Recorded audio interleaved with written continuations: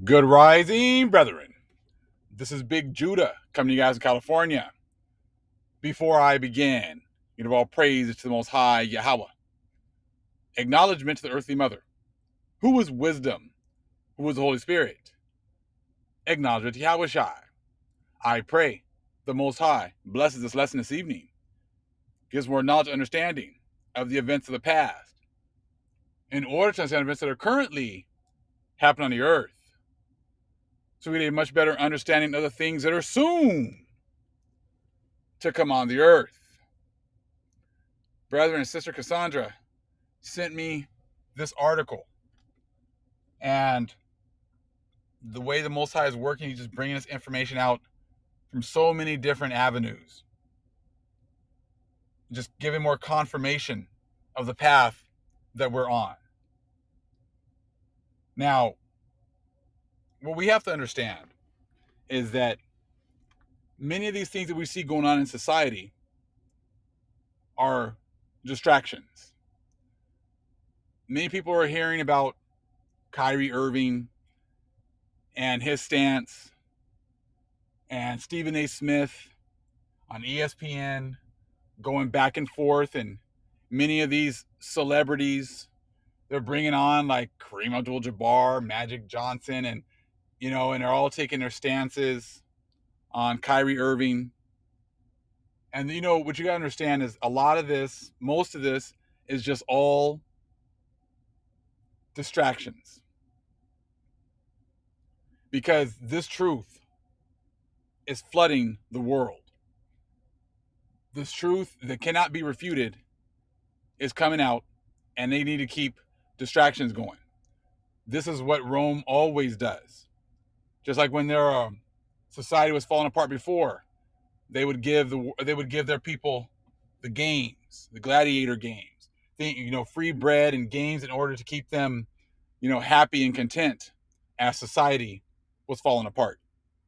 No different today.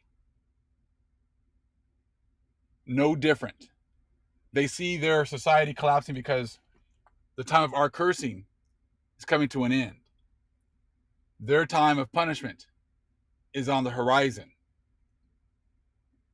Many of the people of the world have come into an agreement with the Psalms 83 conspirators, and now that bill is coming due. The Father is here.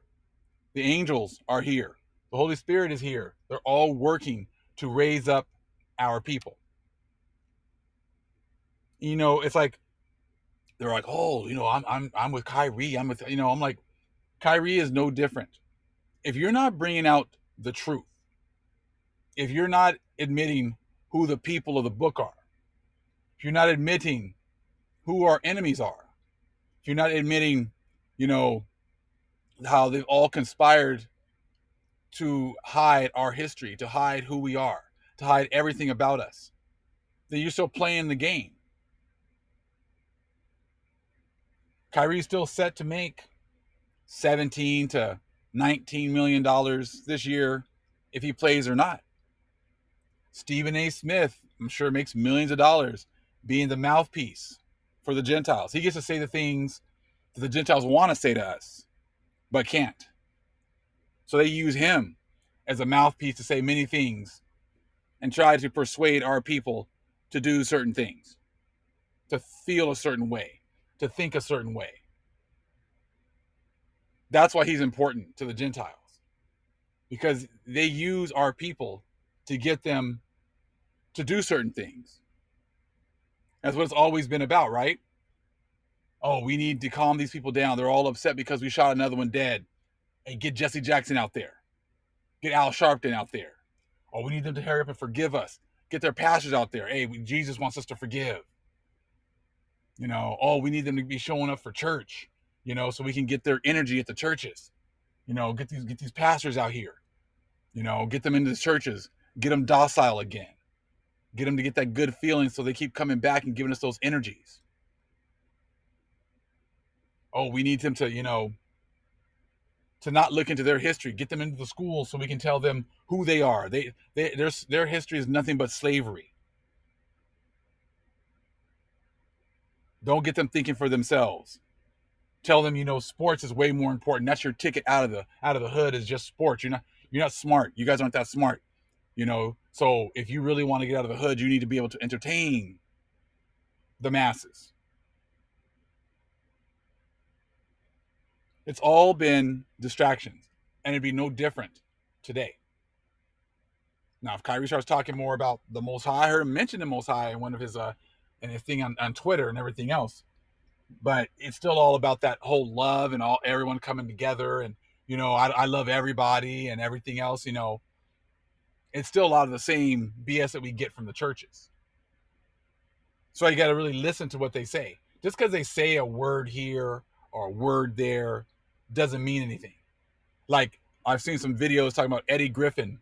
I think the comedian Eddie Griffin's an Israelite because he wore a shirt with some Hebrew lettering on it. And people were talking about that. I was like, just because you wear a shirt with some Hebrew on it doesn't make you an Israelite. Just because you're black doesn't make you an Israelite. Are you doing the will of the Father? Are you learning about your heritage? Are you sharing that with the people? Are you being an example? Are you digging deeper? It's not just as easy as putting on a shirt and you're one of us. It's not as easy as just saying, hey, Kwam Yasharala, oh, you're Hebrew now. No, it doesn't work like that. There's many people that have Hebrew blood running through them, but they are 2/3 of us are still connected to the matrix, connected to the system. And the system is always about distractions and keeping you from the Father, keeping you from chasing the Father. And that's exactly what you're seeing every day. They use our people all the time. They used Martin Luther King. They used him to get people to, yeah, we wanted to fight for our rights, but to do it the way that the man wanted us to do it, peacefully. And he got killed. But they use him, and then they still use him today. Oh, if you guys want to do things, be like MLK. Do it like MLK did. Peaceful protests, and that. We know that doesn't work. That didn't work.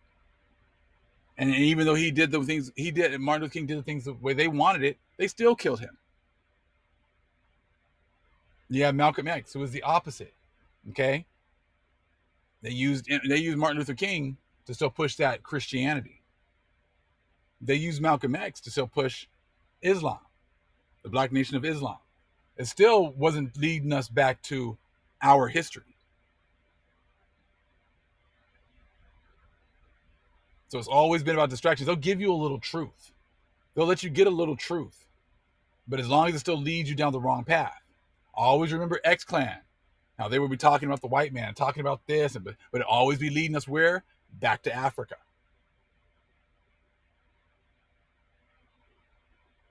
Malcolm X, beautiful speeches, great information, but leading us into Islam.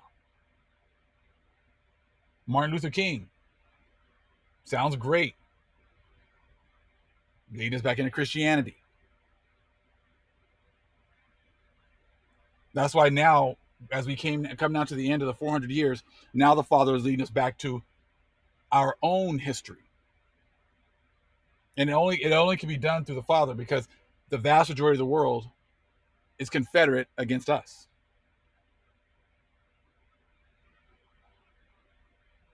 And everyone gives these false equivalencies. Like you got to either be on one side or the other, when both sides are still working against our best interest. If you're on Stephen A. Smith's side, they're still working against our interest. If you're on Kyrie Irving's side, he's not talking about the Hebrew Israelites. He's not talking about those chosen people. He's not talking about, us being awakened here in the last days. So he's still not leading you to the truth.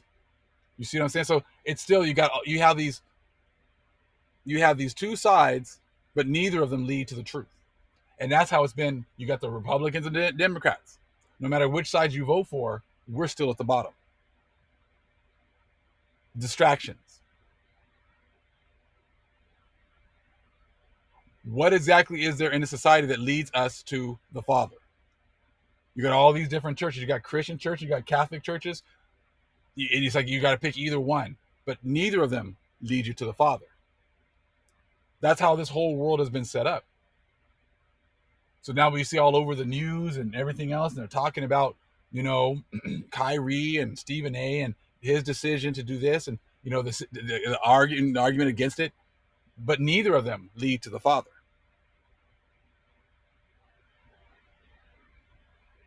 And you should understand that's what's going on. That means you have to lead, you have to really pray and ask for guidance from the Most High, because that's the only way you're going to get the truth. But once He gives it to you, then you can see through all the lies. Like we're going to see some right here. When Sister Cassandra sent me this article, I just kind of checked it out. I was just like, damn. Like, if you don't have the Most High, you'll look at this stuff and you'll listen to what they say, and you won't even pick up on the lies. You see Psalms 83 absolutely everywhere. You're going to see it right here. Now, if you didn't watch the video on how we're the Druids, and I talked about how it shows you in these books that there were the Arberno Celts that were there on the island, and they were so-called black people, and those were the original inhabitants, and those were the Druids. And that, so in these lands, they were so-called black people. Those were the original inhabitants. And we understand that when the Romans came in, and the British, what would be the white British, they came in and they've changed all of this history.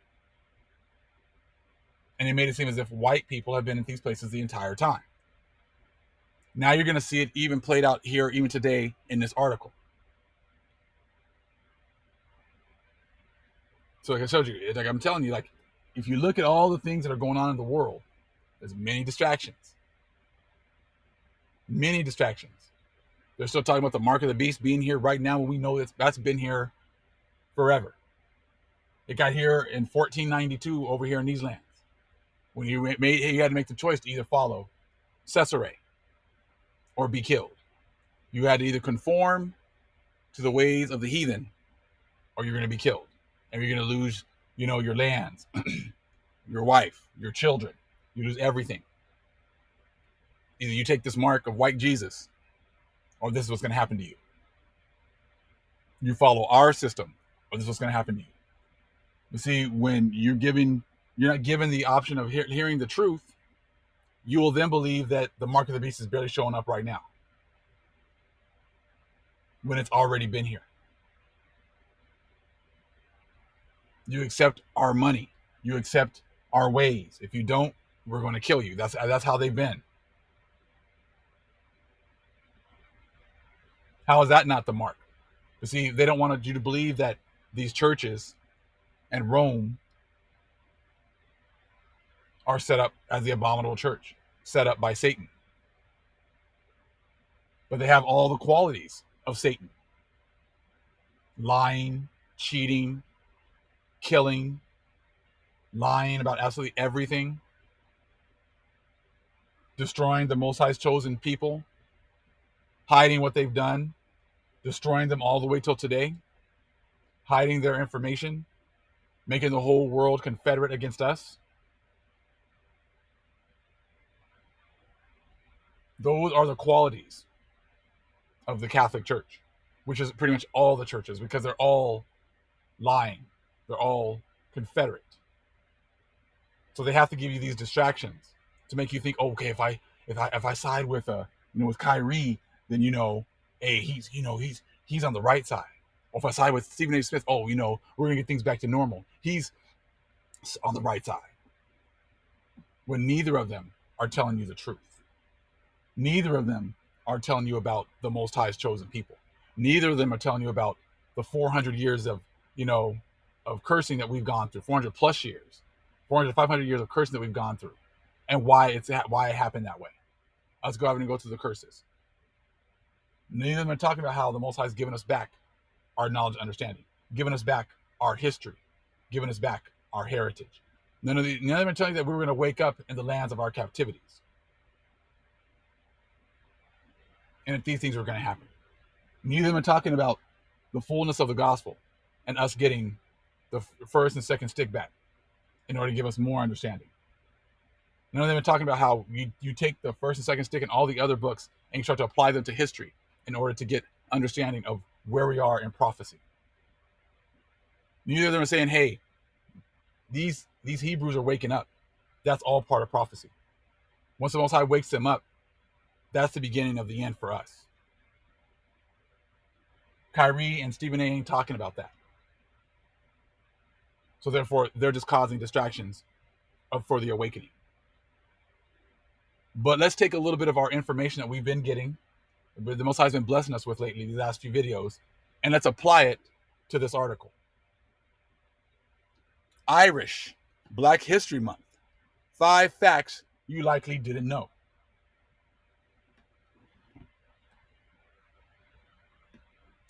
Yes, Irish Black History Month is a thing.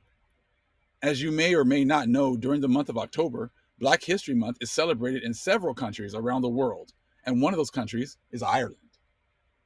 Irish Black History Month first began in Cork in 2010. Wow, not that long ago, huh? Although it wasn't until 2014 that it was consolidated as a nationwide event. It was facilitated by a network of groups who work together through Africa Irish Development. There you go again. You got to connect us to Africa. We can't be the original inhabitants of that island. It's always got to be some connection to Africa. That's why you got African Americans. And you guys weren't already here. You were all brought from Africa. Oh, you Irish? Oh, you weren't already here. You were brought from Africa. That's where you came from. You see, it's always the same thing. So once you understand that, you can pick up on this stuff all the time. And then, hey, we're going to make sure we just set up some people on YouTube, and they're always going to push in Africa, Africa, Africa. Go back to Africa. Go back. Africa's our, that's our homeland. We got to go back there. If we don't want to be subjected to racism, we need to go back to Africa. When we know the Hamites don't like us either. We get subjected to racism by Hamites.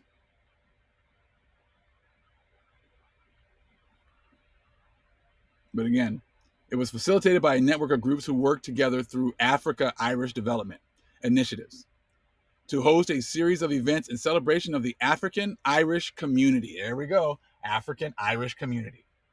Always got to be connected with some Hamites. Can't be the original people there. Because why? Because the white people were the original people there.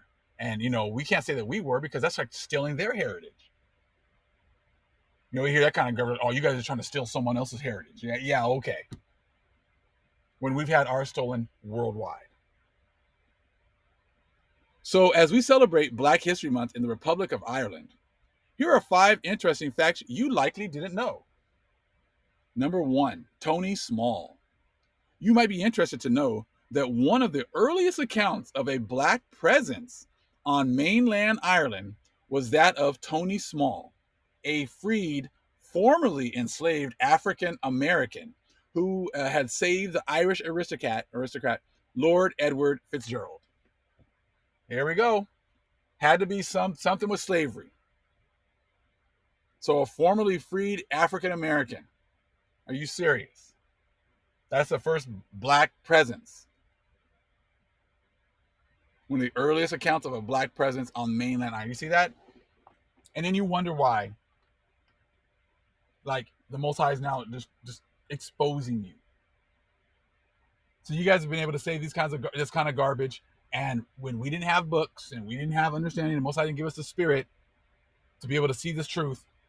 People be like, "Oh, okay, Tony Small," and you guys make them learn that garbage in school, make them memorize that kind of garbage in school. So Tony Small was one of the first Black presence here in Ireland. Just because you guys have stolen our heritage and you're trying your best to keep it, but it ain't gonna happen. It ain't gonna work no more. If the name Lord Edward Fitzgerald rings a bell, it's because he was an Irish aristocrat who famously abandoned his esteemed position as an Irish parliamentarian and a veteran soldier in the British Army in order to fight for Irish independence. And that's enough of that. I don't need to hear any more about that garbage. Okay? So now it's like, what, 1800s, 1700s, 1800s now was the first black presence. This is what happens when they just lie and hide information. Okay, the Black Siren. Long before there was an incredible Whitney Houston or the inimitable Aretha Franklin, there was another black songstress superstar. Her name was Rachel Baptiste. Rachel was a black Irish singer and musician known as the Black Siren. From 1750 to 1775, she performed throughout Ireland and organized numerous concerts with her husband, fellow musician known only as Mr. Crow. All right. So 1750. So we weren't even there before that either, huh? These are the first few black people, right? Okay. Frequented by abolitionists. At the height of the transatlantic slave trade, Ireland was visited by a number of well-known former enslaved people turned abolitionists, including Olubade Aquino, Charles Lennox Redmond, and Frederick Douglass. Okay? Oluda Aquino was a Nigerian British abolitionist and writer, and one of the key members of the Sons of Africa movement. Okay, here we go again. Sons of Africa. We're going back to Africa. It's always about Africa. His biography, in which he recounted his lived experiences of slavery, helped pass legislation in the UK abolishing the slave trade. Akiano visited Dublin and Belfast in the 1790s, as well as other countries around Ireland, where he said he was very kindly received. Charles Lennox Redmond was an activist and abolitionist from Massachusetts. In 1841, he embarked on a tour of the UK and Ireland to raise awareness of the horrors of slavery and raise support for the abolitionist movement, both in the US and the UK. In Dublin, his lectures were said to draw large crowds. And last, but no means least, in 1845, the iconic African-American abolitionist and author Frederick Douglass spent 4 months in Ireland, which he described as transformative. He even referred to himself as the Black O'Connell, a reference to the revered Irish Catholic emancipator Daniel O'Connell, whom he met during his time there. Former U.S. President Barack Obama commented on his historic meeting when he visited Ireland in 2011. Africans and the Irish language. You see that? I mean, part of Ireland's rich cultural heritage is the Irish language, which black residents have learned and actively fought to preserve. One famous example is Osman Tisani, who was a South African expat living in Ireland at the beginning of the 20th century. He was notable for speaking fluent Irish and being the first known person of African origin to speak the Gaeltacht dialect of Irish. He was listed in the 1911 census as living in Galway. Nowadays, the Irish radio presenter Ola Mujikadumi is a passionate Irish language activist, hosts a radio show, Afra Aide, on radio, okay, in which she features music by African and Afro-Irish artists. In 2020, she was voted onto the board of something like that, the public body responsible for the promotion of the Irish language throughout Ireland. The first Black Miss Ireland. History was made in 2021 when Pamela Uba became the first Black woman to be crowned Miss World Ireland. Born in South Africa to Nigerian parents, in 1996 she moved to Ireland age 7. Pamela went on to study medical science at undergraduate level before earning a master's degree in clinical chemistry. She worked as a medical scientist at University Hospital Galway. Pamela, being crowned Miss Ireland in 2021, is significant because she is the first Black woman in Ireland's history to win. Before her in 2019, O'Reilly became the first Black woman to represent Ireland internationally and to compete in the Miss Universe pageant. Now, I like this one right here. Black people were in Ireland and Britain before white people. Why would they start Black history in Ireland with an enslaved person? Exactly. That's what they've done worldwide. We were everywhere. But then they start history of our people as always as slaves, being enslaved. That's where they've started our history everywhere, Oh, in America, oh, you guys weren't here. You guys were brought over here on slave ships. You guys were all just slaves. Oh, in Ireland, oh yeah, you guys were just, we started you guys off with slavery. We were always here. This goes on worldwide. But see, people won't pick up on this because they'll just assume that that's true because, hey, it's in a book. It's in our history books. And they give you nothing but distractions so that you don't look for this stuff on your own. But the time for the distractions is over. And the Most High has given us all this understanding because those are the times that we are in. We did not start as slaves. We were the rulers and conquerors of many different lands. Many of the people of the world came together and wanted our people to rule over them. Just like they did when it came to Enoch and wanted him because he had so much knowledge and understanding that they wanted him to be the leader. When many people came to Solomon because he was blessed with so much knowledge and understanding, they wanted him to be the ruler.